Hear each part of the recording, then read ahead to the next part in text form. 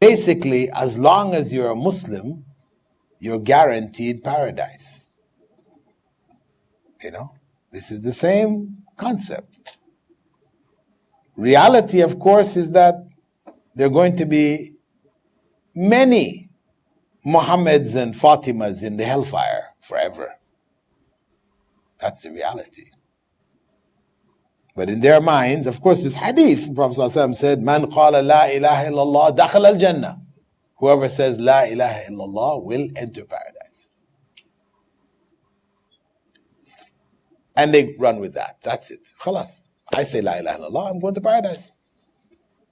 But the point is that whenever we look at the statement of the Prophet Muhammad ﷺ, we have to look at it in the context of all of his statements on the subject, not just one. Because he said a number of things on various subjects. And when you look at all of them, they give you the full picture. So when you hear him say, for example, whoever dies, man mata wa huwa ya'lamu annahu la ilaha illallah dakhal al-Jannah. Whoever dies knowing that none has the right to be worshipped but Allah, will enter paradise. Another narration where he said, whoever meets Allah having no doubt in his heart about it will enter paradise. Whoever worshipped Allah, whoever says none has the right to be worshipped but Allah, sincerely from his heart, truthfully from his heart.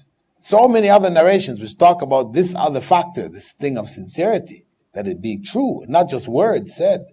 Because what you're saying basically is that even, the biggest Christian missionary, all he has to do is say la ilaha illallah before he passes out and he's saved. Just in case. Right?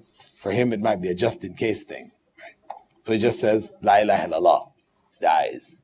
He's going to paradise. It doesn't work like that. So this is something that, Muslims have actually entered into this deviated concept of what constitutes belief, what constitutes being a Muslim, thinking that it's inherited.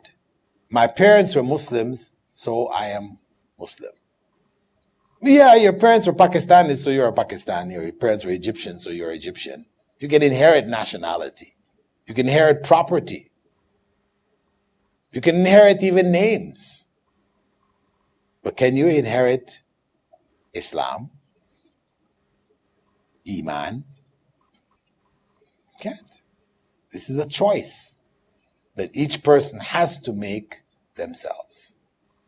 If they don't make the choice, then they externally do all the actions. Then they fall under the statement of the Prophet ﷺ in Sahih Muslim, that there would be people who will do the deeds of the people of paradise, as it appears to public, but they will be from the people of hell. They will be from the people of hell. I ask Allah subhanahu wa ta'ala to not make us among them, but among those who have truly believed and will die on that faith. Okay, we'll stop our session here now. Subhanakallahumma bihamdika, nashhadu an la ilaha illa ant, nastaghfiruka wa natubu ilayk.